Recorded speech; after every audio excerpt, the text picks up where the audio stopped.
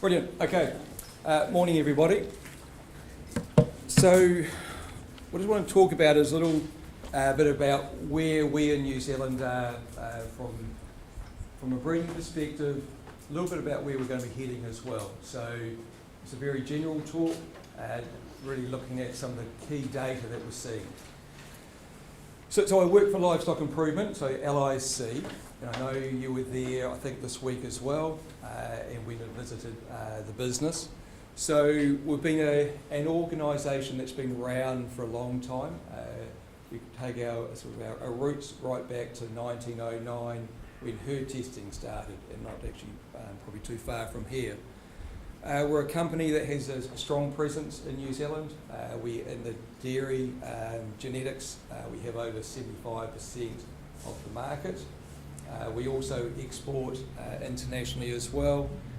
And we are a herd improvement company, so we also have milk recording or herd testing, as we call it here. Also have our DNA testing, and we also have software that farmers use. An area that's really come through recently is animal health testing. So I talked about 1909 as sort of the basis for LIC. I think the basis for herd improvement in New Zealand was right back in 1939. The government pulled together a herd improvement plan. It's always interesting looking back and reflecting about what people at that time thought, and especially in this case, seeing how relevant it is to what we do today. Nothing has really changed except the technology that we use to get there. So, this was what they said in 1939, what needs to happen. The first thing was around identifying superior animals, which we do today, and how you define superior can differ between organisations. Breed the superior animals and adopt sound farming practices. So this really has held us true within New Zealand. The aspects about data, services and the research. And the organisation I work for, LIC, we're a cooperative. We invest about 8 to 9% of our revenue back into research. And when we compare that to domestic other companies in New Zealand, it's about 1 or 2%. So we have a very long-term focus and a very strong research focus. So genetic gain. So this is statistics from a publication that gets done every year by Dairy NZ and previously LIC called the Dairy Statistics. So we have 3 different areas on this graph. So on the y-axis we have the milk solids, on the x-axis we have the every year, and on the z-axis, or the far one on the right-hand side as you see it, is live weight. So live weight is one of the key things here in New Zealand is trying to breed efficient cows. We haven't really changed live weight right back in the 1990s right through to where we are now. A little bit of an uptick in the last 4 to 5 years, but we've maintained live weight. At the same time, the red line is the milk production. And so you can see the milk production has increased. This is per cow, and it's actually gone up again in the last year as well, from about 260, I think it is, milk solids, right now through to over 400 kilograms. That's what the average of what a dairy cow produces. And breeding, and so you can see there, that's the breeding genetic improvement through that time, and on a kilogram of milk solids perspective, and you can see from the estimation from Dairy NZ is that it's about 60% of the improvement that we've made in milk production has come from genetics. So every year we make incremental benefits, but it compounds over time. So one thing that really has changed in the national dairy herd is the colour of the animals. So there's a lot on this graph. It'll say down the bottom at the start. So the current national herd is very crossbred. At the moment we have, of milking cows, over 60% of animals are crossbred animals. The Holstein Friesian population is about 23%, and then we have the Jerseys around 7.5%. So that's very different to what the national herd was previously. And up the top there, you can see, and again, there's a lot of information, so I'll take you through it slowly. So this one up here is the Holstein Friesian. This is the percentage of inseminations that were undertaken by Holstein Friesian. Let's look at the year. That's back in '85. So we were, back in '85, it was about 70%. Now it's down here below 40%. So significant change. If we go back into the 60s, at that time it was the Jersey. The Jersey population was the main population for New Zealand. The UK entered into the EU at that time, and we lost our free trade into the UK, and we moved into more of a Holstein animal. The other thing you can see here as well is that we've seen a decrease also in Jersey, and the big change is really this one here, and that's what we call what we, as with an LIC, call the Kiwi Cross, but more widespread is the Friesian Jersey, it was the crossbred sire. So this is taken off, and within our own LIC stable for the season just gone, 51% of inseminations were undertaken by our Kiwi Cross animals, and 37% were undertaken by Holstein Friesian, and I think about 12% for the Jersey. So we're seeing a significant change of the type of animal that we have here in New Zealand. If we look at the animals that are born last year as well, over 80% of them are crossbred. So that's where the population will continue to head. We also have two other areas here, as we've heard. So dairy beef, or beef, is becoming more, so it's this line here. We've seen more beef animals come into our, to be mated or inseminated with our dairy animals under the whole beef on dairy or dairy beef situation. And the other one we have here, which we've bred, is a shorter gestation length animal. So we have animals that have breeding values of about -25 days, and so the calves or the cows calve about 12 days earlier compared to a dairy replacement sire. That came into place. Very seasonal farming system, as you know here, 365 days to get cows back and calve. We used to have inductions in the past that was banned, and so we had to get a genetic solution to ensure we could get our animals continuing to calve every year. So significant change for us. So the national breeding objective, I presume you've heard quite a bit about this with your time here. Very similar to the first speaker today. Our national breeding objective is to breed cows that efficiently turn feed into milk. That's the national breeding objective. The way we achieve it is through this index called breeding work, or BW, as our farmers refer to it, the acronym. So introduced back in 1996. Back then I think it had 5 traits in it, so we have increased that over time, so we now have 10 traits in BW.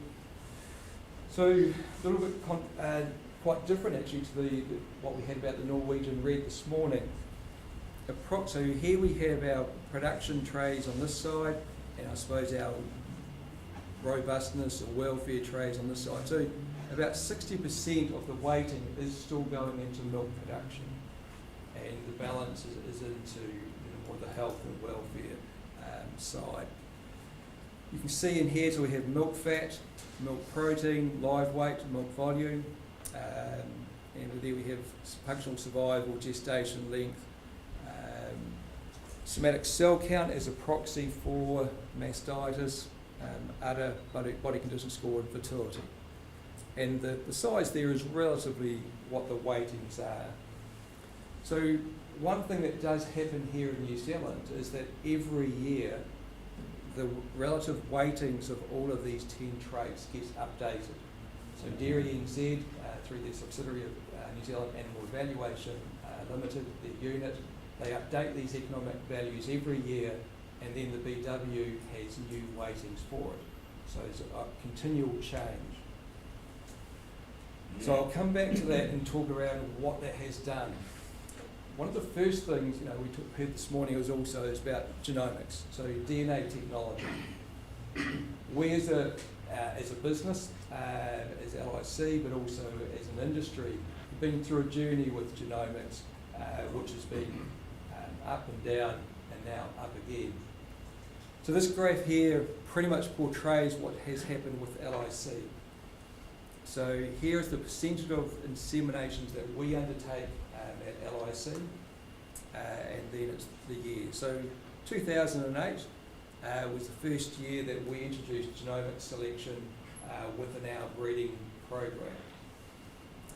And we got about 20% of our inseminations quite quickly moved to genomics, and then quickly grew to about 40%. This coincided with when the first of those daughters started to produce.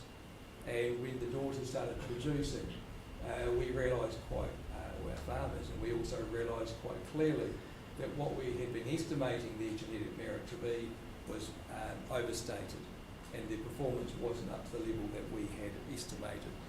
And so, as you can see here, farmers lost confidence in the technology, and we moved from about the 40% down to about 8% in 2016.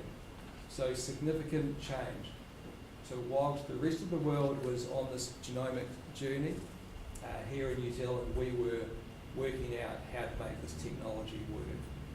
So we invested a lot of time through this period of trying to improve statistically how we did it, and also the genetic resources or the genomic resources to do that.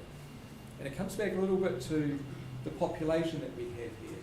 We don't have, we have a very crossbred population. It is a more difficult scientific research problem to solve compared to a purebred, especially with the Holstein population. But as you can see, our farmers and our business and our farmers have gained more confidence, and last year we had 51% of inseminations were from genomic sires. And at the moment, we're probably constraining it through our products, and I think next year I'm estimating that will be in the mid-60%. I don't think we'll move to 90-something% of our farmers or of inseminations coming from genomics. I think it will continue for us being at about that 75%. That's where I think we'll end up in 5 or so years, but time will tell. So the reason that we're doing better is really around the number of animals that we've genotyped. So right back here, we've got here 2014, but right back in 2008, we had about 8,000 animals that we had genotyped. They were all of the sires that we had used over the preceding sort of 25 years of progeny testing. And so through time, we have increased, so a lot of investment has come in from LIC, of investing, of going genotyping cows and investing in this technology. And the reason we invest in it is because every year genetic gain is worth about $600 million, New Zealand dollars, to our farmers. If we could increase the rate of genetic gain by 20 to 40%, you can see the significant benefits, over 100 to 200 million per annum improvement for our farmers. So we invested heavily. Big change, as you can see here, significant uptake of getting new genomic information. And what we've done there is we've changed our farmers' parentage test animals. On average, about 30 to 35% of animals are incorrectly allocated to sire and dam, and we've been identifying that correctly for our farmers. We changed that marker panel, we increased the number of markers on it to now we can actually do a genomic evaluation from that same panel. And so every year now we're gaining about 500,000 animals, increasing. So at our last genomic evaluation in February, we had over 2 million animals in that data set that have genomic information. So significant uptick. So now we have about, in New Zealand, 35% of calves that are born every year get DNA verified for parentage and also have a genomic evaluation.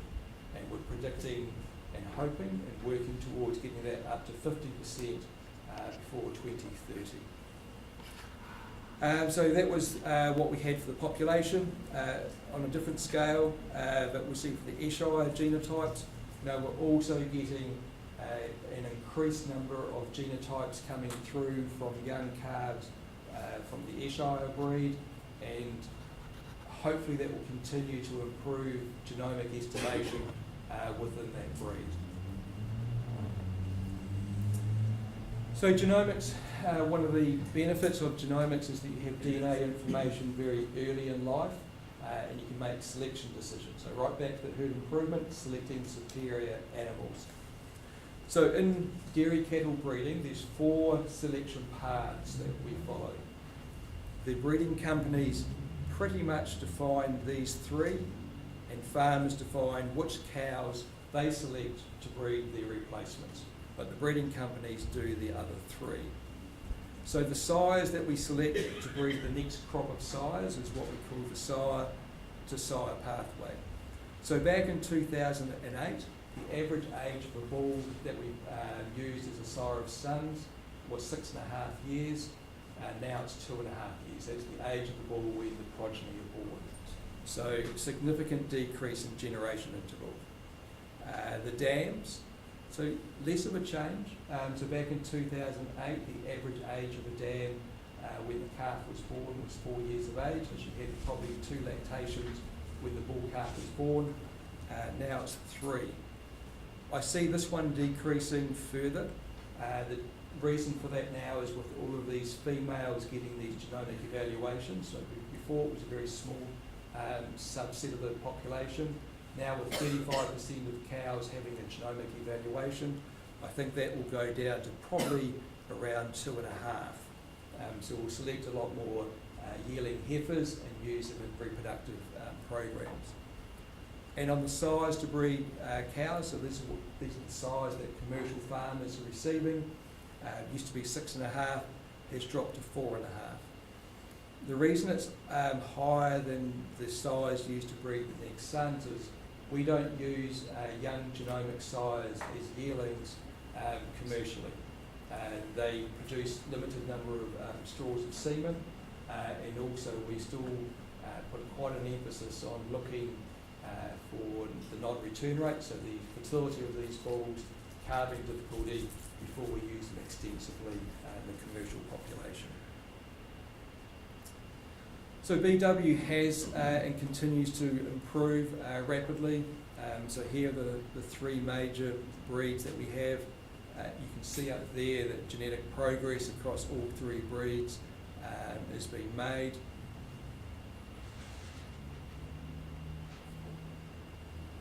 So this one comes back to the comment I made before around every year we re-evaluate the economic weights that go into breeding worth. And our farmers, most of our milk, 95% of our milk is exported, or the products is exported. And one of the key drivers for change in New Zealand has been the relative value of fat compared to protein. So back in 2007, protein was the major. So fat was worth about 40%. A kilogram of fat was worth about 40% of the weighting that we had for protein. So prior to that, so I started back in the 90s, back in that time, it was all about protein. There was even discussion about putting a negative value on fat. But through time, as you can see, fat has become, back here in I think 2018 and 19, it was the value of fat for our dairy farmers was 1.8 times more than the value of protein. It's dropped back to roughly 1-to-1, but last year again, fat had a greater value. So this changes, and we think back to that original graph, as the value of fat goes up, we put more weight and select for fat for the future. And so what we've seen here, so this is the breeding value for both fat and protein. So through time, we were making about the same rate of gain for fat and protein. So we'd get approximately a couple of kilograms of fat and protein improvement per annum. But as you can see here, the rate of gain for fat compared to protein is roughly about twice. We're making about 2 times the rate of genetic gain for fat as we are for protein. And that's all reflecting back to what our dairy farmers are currently being paid for. What we breed for is for the future. Our breeding worth is based off what farmers were paid in the preceding 3 years' time. So it's always a challenge of saying is history best predictor of the future? And as an industry, I think we will move away from using history to predict the future and try and get some better market signals. But it has a significant impact on the rate of genetic gain for those 2 traits. The other thing which really surprised me, what we've seen, is that over here, this is for milk volume. And I think it's best seen by the crossbred one here. So we've seen this rate of genetic improvement for milk volume through time. As fats become more important, milk volume, our genetic progress for milk volume across all the 3 breeds has stopped. So the reason for this is that protein and milk volume have a high genetic correlation. It's about 0.9. So if you're selecting for protein, you'll get volume. Whereas for milk fat has, I think, a genetic correlation, I think about 0.5 with milk volume.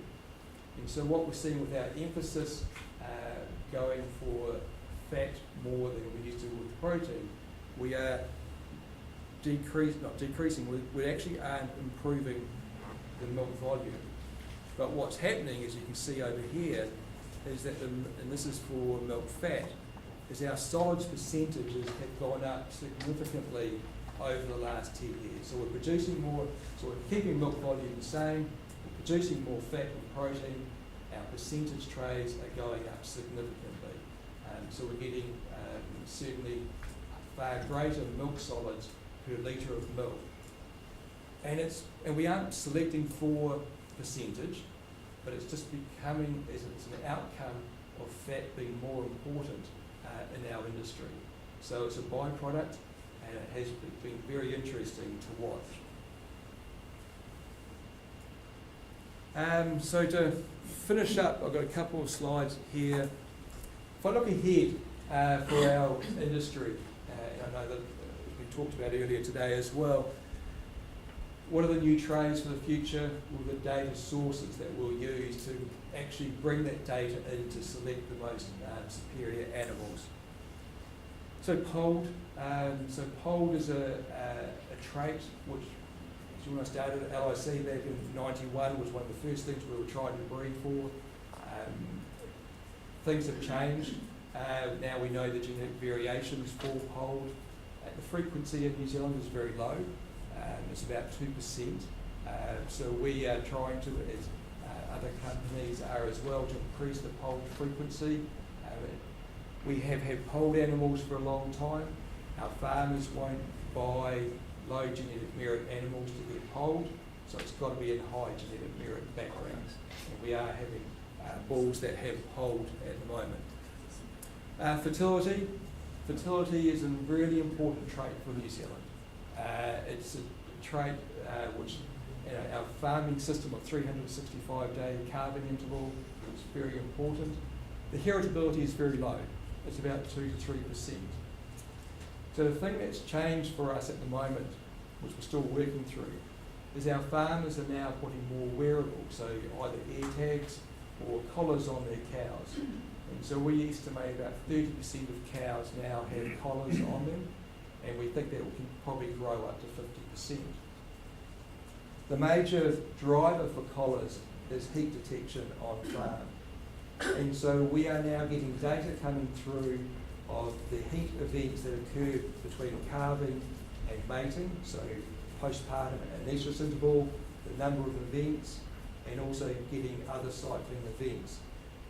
So the trait of the number of heats before mating has a heritability of about 10%, 10 to 15% actually. I saw some data this week. So that trait is actually has greater genetic variation than our trait that we're measuring at the moment.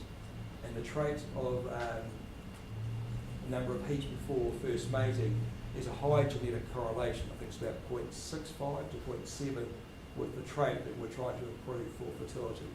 So this information will give us a better prediction for fertility in our system.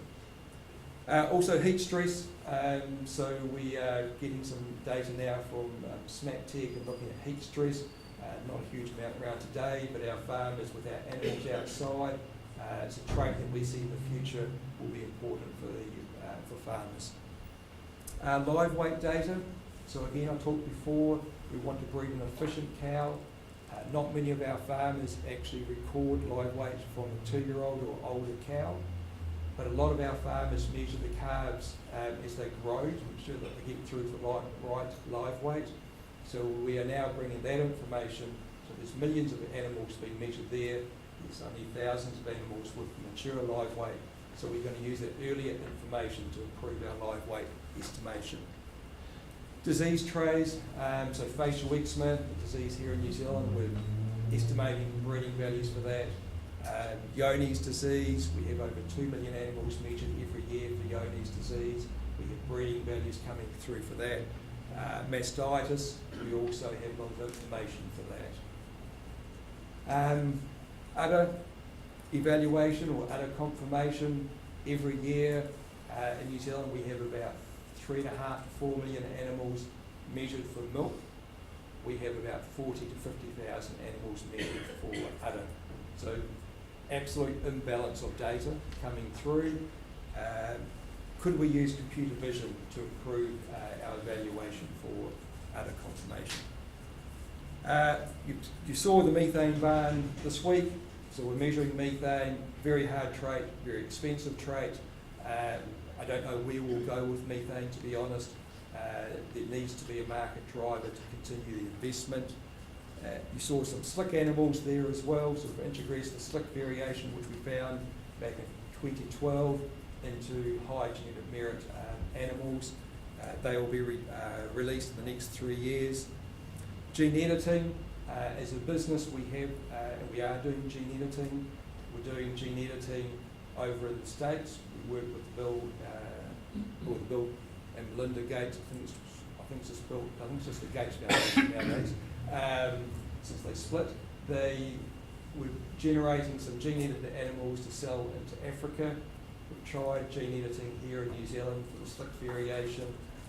We don't have regulatory approval to go any further. But it's a tool that will hopefully could be used in the future, but there's a lot of tools that we have now that mean that we aren't too dependent on that one. So to finish up, the herd of the future, it will continue to be highly efficient cows producing, probably at this stage, high component milk.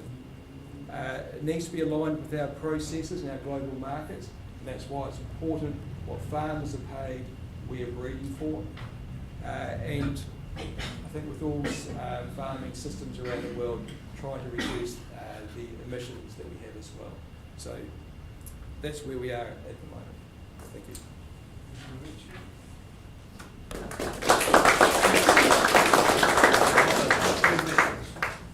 Sure, yeah, Mr. I don't know, I said you got to take 2 questions. Yep. Oh, I'll take 2 questions. I thought you had 2. Can I have some questions? I just want to make a statement. I'm TOP in this